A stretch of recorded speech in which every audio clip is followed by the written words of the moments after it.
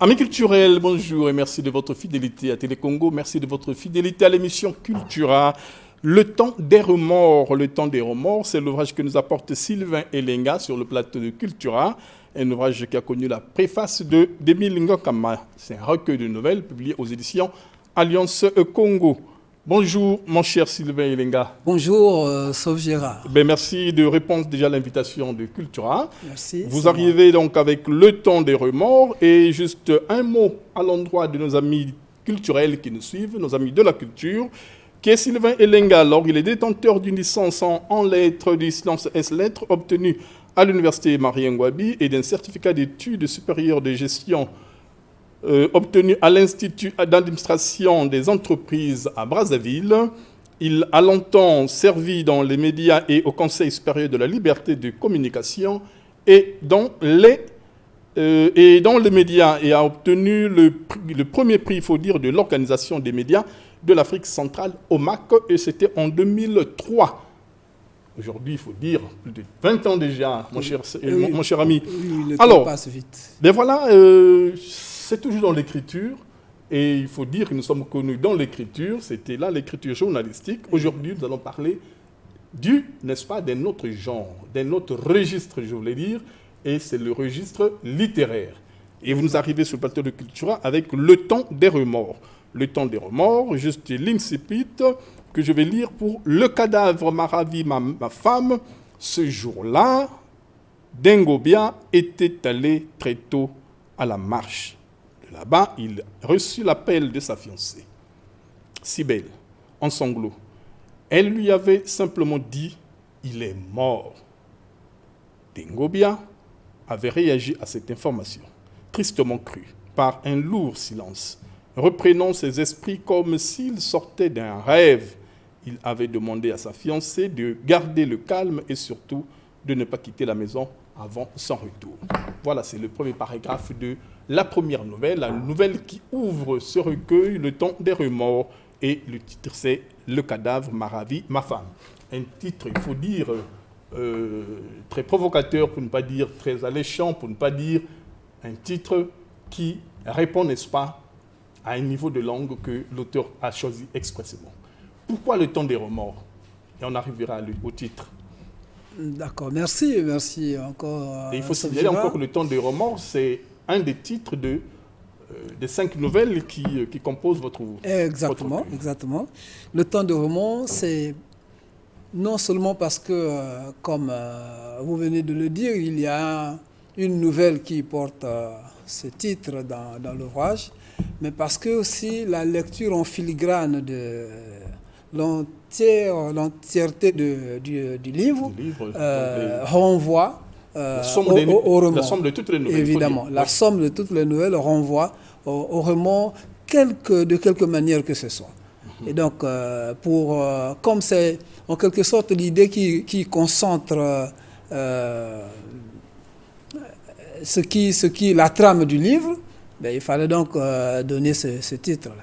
Bon, alors, nous aurons le temps, n'est-ce pas, de décrypter l'essence de chaque nouvelle, sinon la somme, n'est-ce pas, de la quintessence, il faut dire, ouvrière de ce recueil de nouvelles. Le cadavre m'a ravi ma femme. Et c'est le titre, c'est la nouvelle qui ouvre le recueil de nouvelles, Le temps des remords. D'abord, un petit commentaire sur le titre, avant de nous dire l'essentiel de cette nouvelle, Sylvain Elenga.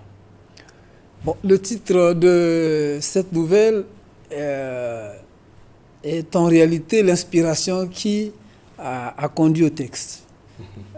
C'est le déclencheur. C'est le déclencheur du texte de la nouvelle tout entière. C'est une exclamation d'un fiancé qui ne comprend pas pourquoi sa fiancée prend des jours dans une veillée qui devrait être, on va dire, une veillée d'amis, non plus une veillée de conjoint ou de... Voilà, donc j'ai envie de garder la sève pour ceux qui lisent et donc...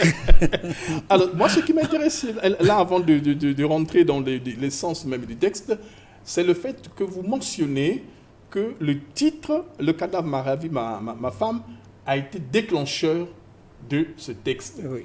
Est-ce une manière pour nous de dire ou de nous dire que chez Sylvain Elenga, le titre précède le texte? Pour ce cas-ci, pour ce titre-là, oui. Alors, c'est une conversation avec des amis, c'est quelque part où vous avez arraché cette phrase et vous êtes dit, tiens, il me faut bien un contenu à cette phrase. Au début, introduisant ce texte-là, vous avez dit donner tous les adjectifs à ce titre-là. Et moi, j'ai eu le même sentiment. Oui. Quand j'ai entendu cet ami dans une causerie pousser ce cri, je dis le titre, il est atypique. Il est atypique. Ah, oui. Et donc, je vais devoir réfléchir pour constituer quelque chose qui va être en harmonie, je dirais, avec ce titre. Et vous avez mis ça dans la bouche d'un personnage. Bien évidemment. Alors, il faut mentionner donc, tout à l'heure vous l'avez dit, que c'est un fiancé qui se plaint du fait que sa partenaire, finalement, va abandonner la maison pour aller siéger la veillée d'un ex en fait fiancé. Oui. Hein? Enfin, quelqu'un avec qui elle avait fait des enfants, oui. avec qui elle a vécu maritalement, il faut dire, avec qui elle a vécu maritalement. C'est cela, oui. Aucune légitimité n'était apportée à cette union-là. Oui. Ni du côté des familles, ni du côté des autorités civiques. Donc, voilà.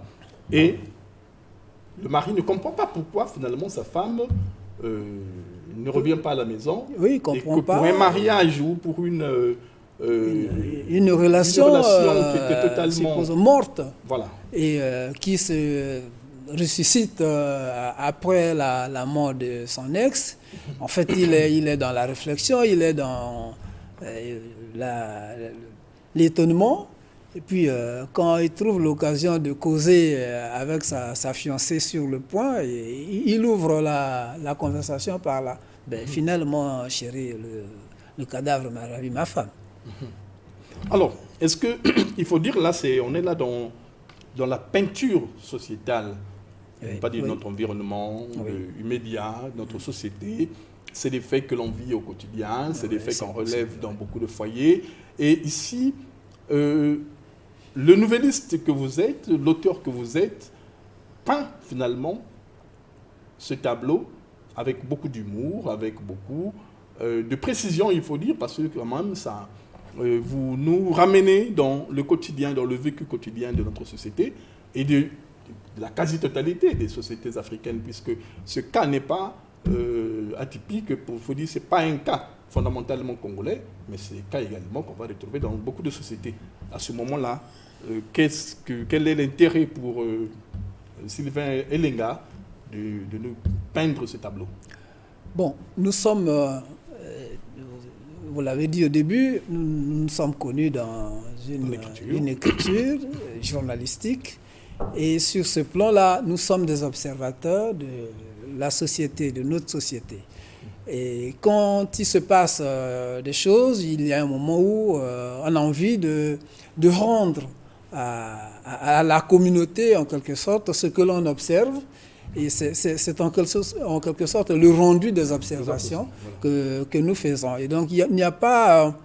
c'est pas pour dénoncer non plus, mais c'est pour peindre vraiment la société. Vous présentez enfin observateur de la société. Exactement. Et vous rendez compte de cette société. Exactement.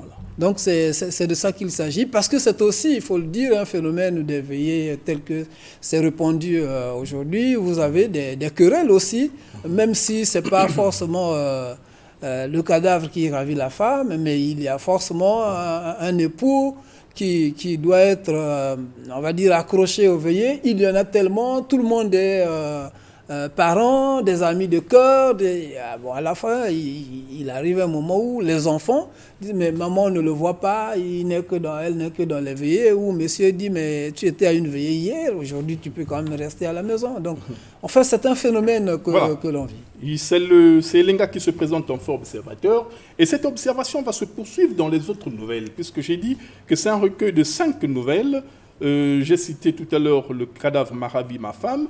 Nous avons la blouse maculée, nous avons le temps des remords, le titre éponyme, il faut dire, de l'ouvrage, l'angoisse du dernier jour, et le fossoyeur qui va clore finalement la somme des nouvelles. Alors, dites-nous un mot sur la blouse maculée. Alors, avant d'en arriver là, Sylvain Elenga, vous allez nous faire la lecture d'un extrait que vous allez prendre comme ça au hasard. Certainement aussi, ça va nous donner aussi là une idée un peu de notre entretien, pour ne pas dire de...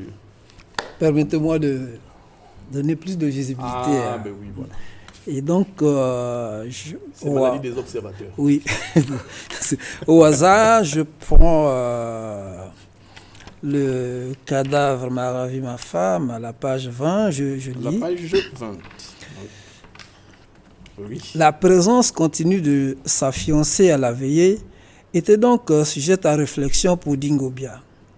Il ne comprenait pas l'intérêt et en souffrait silencieusement, d'autant plus qu'il avait décidé de ne pas mettre pied à cette veillée. La veillée était à son 8e jour ou plus.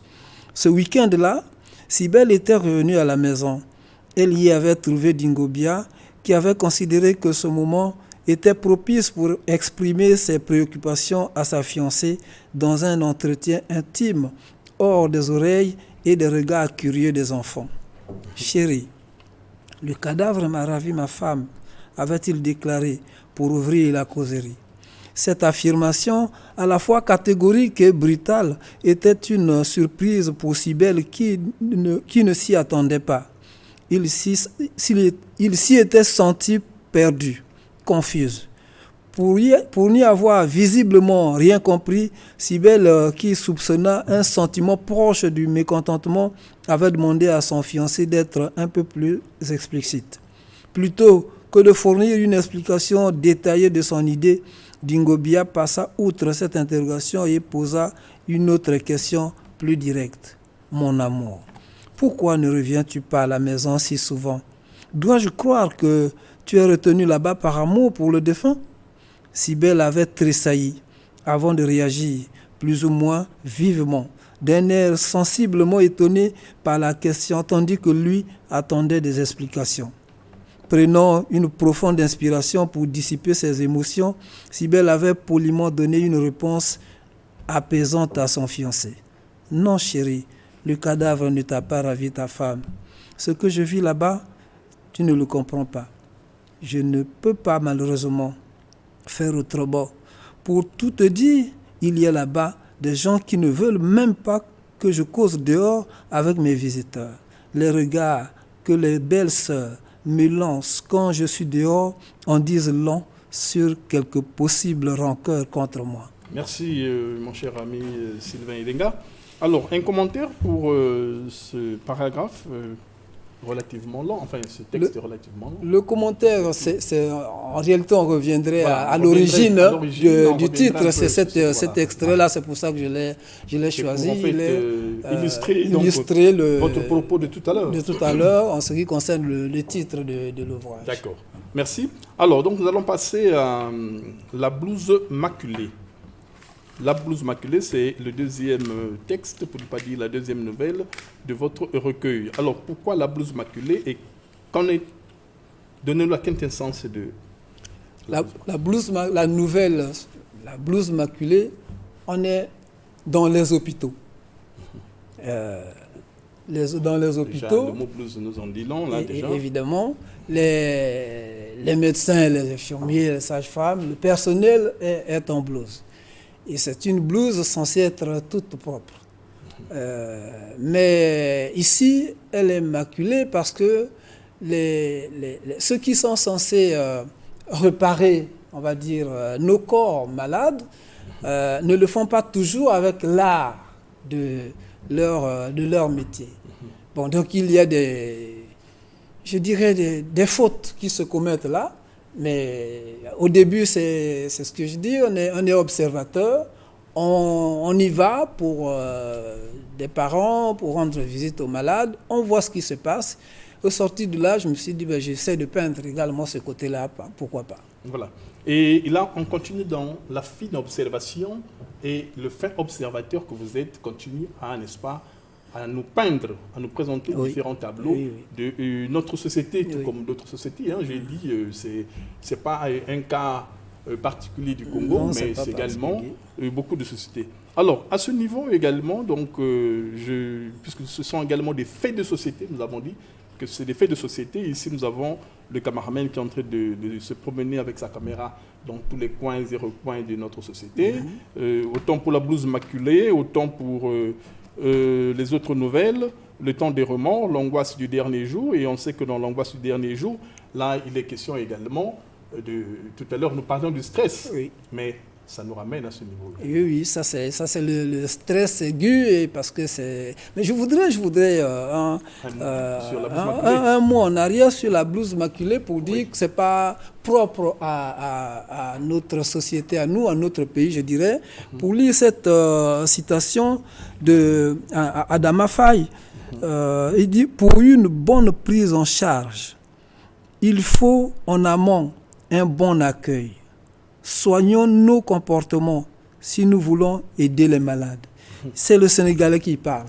Ça signifie que ce n'est pas un phénomène propre chez nous, et c'est aussi dit qu'il y a besoin d'améliorer les prestations, ne serait-ce que pour l'accueil dans ces secteurs. Alors, tout à l'heure, nous parlons de l'angoisse du dernier jour. Et on est là encore à l'hôpital, à la différence que ici, il s'agit des centres qui pullulent dans notre société au nom de la libéralisation de tous les secteurs.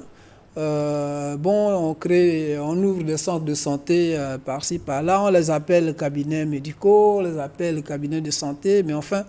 Et donc là, c'est une dame qui est allée mettre au monde dans un cabinet de santé privé, dans un recoin de la ville. Mais le mari le lui a déconseillé, mais n'a pas entendu. Elle y est partie. Quand le mari arrive, la suit là-bas, vient, on va dire, il est estomaqué. Parce que le centre en soi ne présente pas les conditions comme telles. Il sait pertinemment qu'il n'y a pas le matériel adéquat là, au cas où la situation devenait grave. Mais ajouter à cela la femme qui crie dans ce qui devrait être le bloc d'accouchement. Mais les cris sont entendus à l'extérieur, je dirais même dans le quartier. Donc, monsieur est inquiet.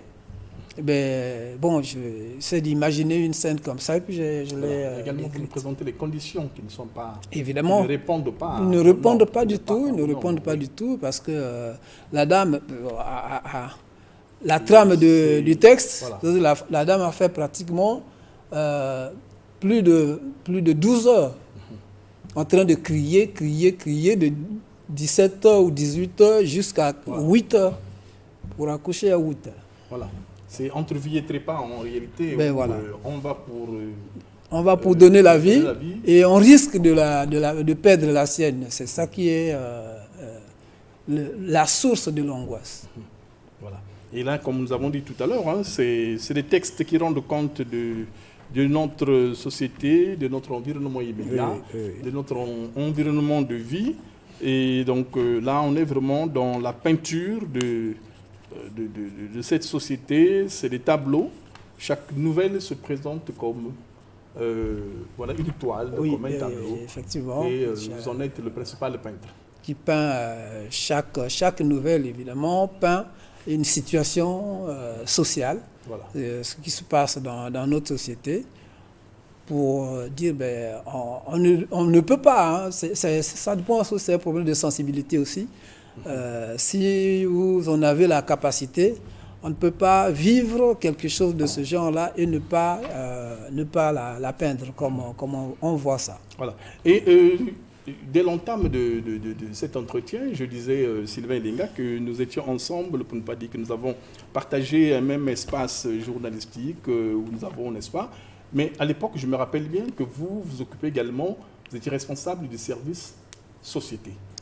Et donc, je réalise que l'observateur, que le journaliste de société que vous étiez à l'époque, a parfaitement, pour ne pas dire a totalement, aiguisé ses armes pour aujourd'hui verser dans le registre littéraire et toujours en se présentant comme ce fin observateur de notre société.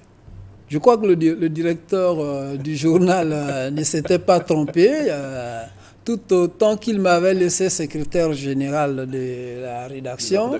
Il m'avait confié aussi le volet société, la rubrique société du même organe.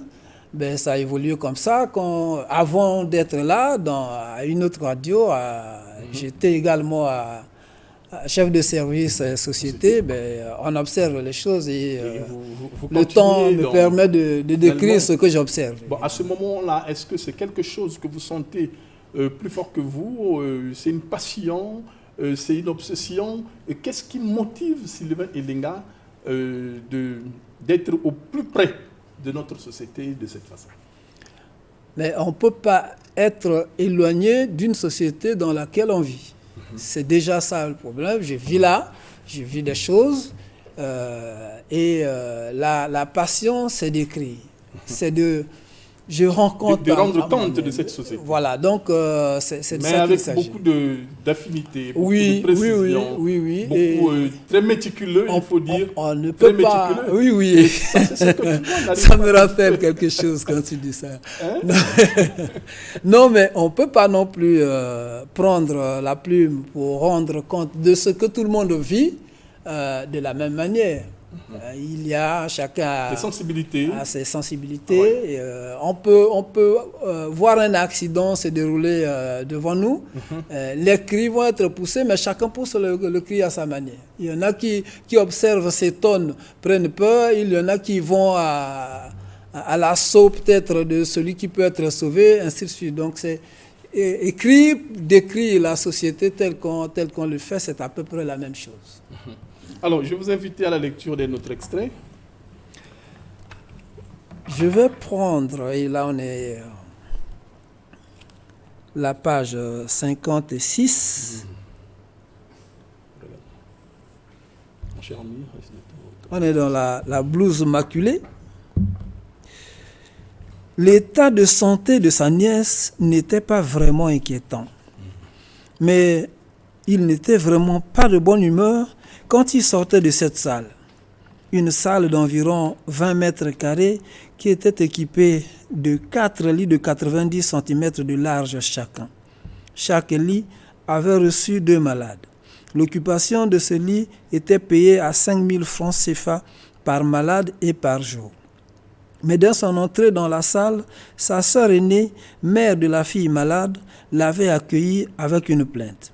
L'infirmière a préparé la perfusion de ma fille en cachette. Madame Averti, c'est ainsi qu'il appelait sa sœur, aurait voulu que l'infirmière la prêtât devant elle. La sœur de Tambola Namokili avait formulé la même plainte auprès du médecin. Celui-ci lui avait simplement conseillé d'être plus attentive quand les infirmiers ou les infirmières préparaient les perfusions. Cette réponse avait paru évasive aux yeux de Madame Averti, qui estimait que le médecin avait ainsi fait semblant pour ne pas résoudre son problème. D'ailleurs, Madame Averti n'était pas la seule à se plaindre de l'attitude cachotière des infirmières. Merci. Quel commentaire? Bon, on est au cœur de cette observation. Ces agissements où on a les agents de santé, peut-être à quelque niveau, que ce soit certains essaient de faire le boulot comme ils l'ont appris, d'autres trouvent que c'est un moyen de s'enrichir. Il y a plus loin dans ce texte-là, la dame qui s'énerve dit qu'elle avait déjà observé quelque part dans un autre centre de santé une infirmière prendre l'injection de sa fille ou de la personne qu'elle avait accompagnée à l'hôpital, divisée en quelque sorte en deux. Donc une ampoule, elle prend une partie elle laisse et l'autre partie viendra. Là, ça met en exergue les pratiques en fait malsaines. Exactement, où on parle de... Voilà. C'est cette description-là du métier. Voilà, c'est ça.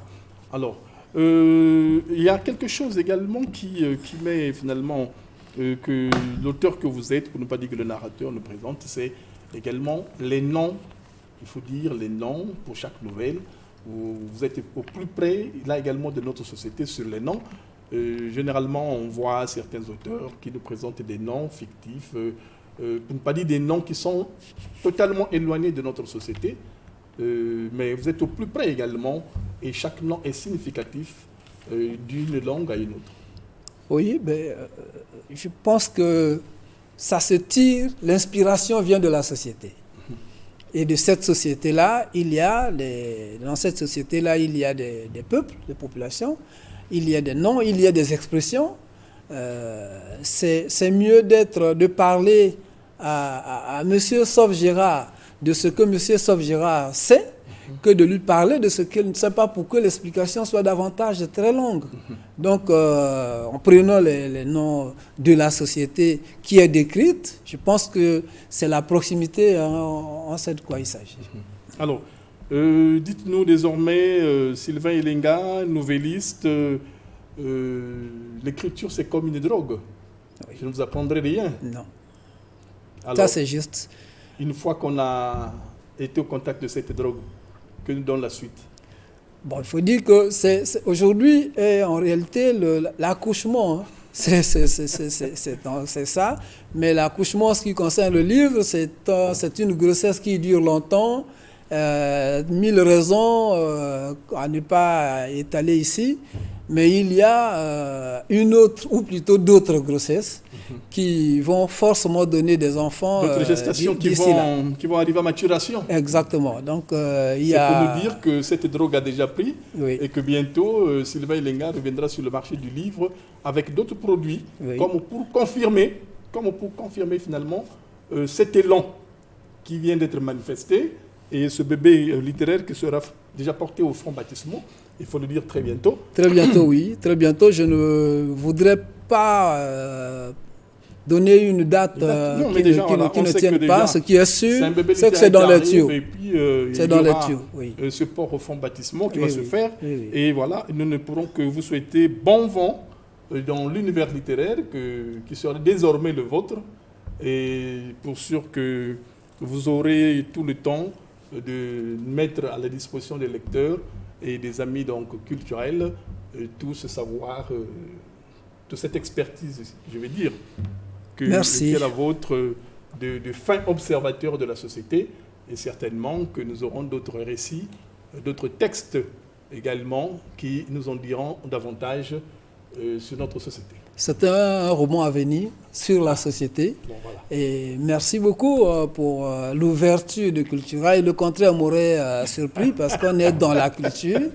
Et donc, je vous remercie, Sauve, et espère que le prochain bébé reviendra sur ce plateau pour... vous serez toujours le bienvenu. Merci beaucoup. Amis culturels, voilà, c'est par ces mots que nous allons mettre un terme à cet entretien avec Sylvain Elenga qui nous arrivait avec Le Temps des Remords, un recueil de nouvelles publié aux éditions Alliance Congo qui a connu donc la préface d'Émile Ngakama. Et une fois de plus, pour dire un mot sur l'auteur, Sylvain Elenga, nous avons dit qu'il était détenteur d'une licence S-Lettres obtenue à l'Université Marie-Ngouabi et d'un certificat d'études supérieures de gestion obtenu à l'Institut d'administration des entreprises de Brazzaville. Et pendant longtemps, il a exercé dans les médias donc de la place. Et également, il a été conseiller supérieur de la liberté. Et aujourd'hui, nous l'avons reçu en qualité d'écrivain, pour ne pas dire de nouvelliste. Et je vous recommande cet ouvrage, Le Temps des Remords. En tout cas, je vous souhaite une très bonne lecture. Nous prenons date pour samedi prochain. À très bientôt. Merci. Et passez une très bonne journée dans vos foyers respectifs. À très bientôt. Merci.